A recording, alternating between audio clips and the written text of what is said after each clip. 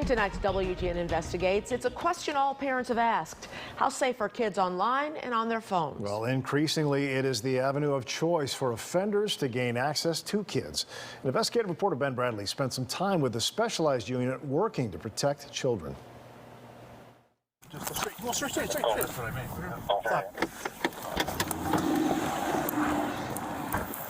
All right, keep your hands. Hands up. Come on out. Don't hold your hands. The man you see in handcuffs is 69-year-old John Kaspari. A couple questions we have to clear up. He drove to this West Suburban parking lot believing he was there to meet a 13-year-old boy. I just gotta talk to you about good stuff. All right? Instead, he met officers with the Cook County Sheriff's Police Special Victims Unit. We're basically putting ourselves between children and the bad guys. The Sheriff's SVU investigates crimes of a sexual nature, including those involving children. It's probably the most rewarding spot I've been in because these people, these offenders that are doing these crimes are true offenders. They're truly evil in certain aspects. WGN Investigates was granted exclusive behind-the-scenes access to the SVU, its headquarters papered with warnings, and a team that includes victim support specialists. I'm actually working here because I, too, was a victim. People who can help because they've been hurt. Well, I have this thing that I say. I don't like to waste my pain, right? And so because of that, I don't mind. I'm an open book. And being very general, I was a child molested. On top of that, I was an adult who was trafficked. But the bulk of the team is made up of investigators, many of whom work undercover and can't reveal their names or faces. All right, go. Yeah, let's have to step right to the back here. Yeah. Thank you, okay. Our purpose was to give viewers a glimpse of the dangers that popular social media and dating apps present if misused by teens or without proper supervision.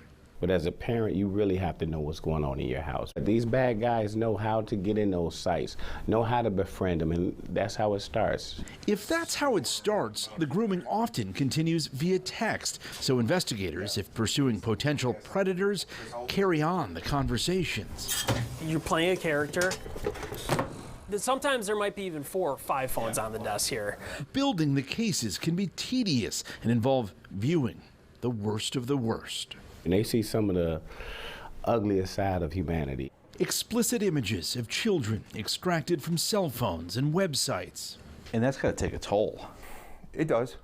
It does if you're not careful with it. That's why with us, officer mental health is at the very top of our priority list. In the case of John Kaspari, the 13-year-old boy's mother tipped off police that her son received inappropriate texts. Well, yeah, he's a good-looking young man, but, that's... What makes him good-looking to you? I don't know. I like young people. I appreciate their energy and their, curiosities. Tells this guy, hey, I'm 14. You sure you still want to get down with this? An investigator with SVU posed as the boy. We're in the purple. And started texting with Kaspari. So this is our suspect talking. Well, I think I told you I intend to kiss him. Eventually arranging to meet. People just assume I'm a pedophile, so, it's... Right, but obviously talking the way that you're talking to him isn't right. No, of course not. Yeah. Right? Kaspari was eventually charged with multiple felonies, including attempted aggravated criminal sexual abuse of a minor and possession of child pornography. All but one charge was dropped. He pleaded guilty to possession of child pornography and sentenced to just 30 months probation. Not all cases are feel-good. Probation in a case like that is frustrating, but here there's little time for feelings. His life will never be the same, okay? The community knows, his job knows, his family knows, okay? And we like to think that he's not going to keep viewing. The cold reality is... What happened that made you decide to meet him? They go to work on the next case. So he said he was 15. How many did he tell you more than once? Yeah, it might have been a couple times. Okay. I would love to tell you we're deterring people. I don't know if I could, though. And these folks have been so emboldened by the dark corners of the web that there's no end in sight. So, I mean, we will continue to do this. We're not going away. The cases are consuming emotionally and physically. The reward isn't necessarily an arrest. It's the hope a kid they may never know was saved from sexual abuse. These cases are hard, they're challenging, they drain you, okay? But the reward you get when you know that while we didn't beat internet crime, we stopped one guy today. We made this one guy difference, and that feels amazing.